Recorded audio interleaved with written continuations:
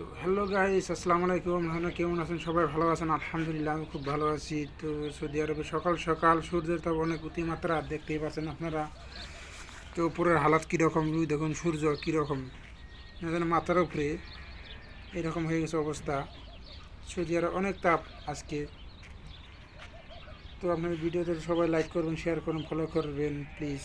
আর সবাইকে ভিডিওটা দেখার জন্য সবাই শেয়ার করে দেবেন আর সাবস্ক্রাইব করে দেবেন। তো এই যে আমাকে দেখতেই পাচ্ছেন, ওই যে আমার বিএমডাব্লিউ হারিয়ে রয়েছে, দেখতেই পাচ্ছেন।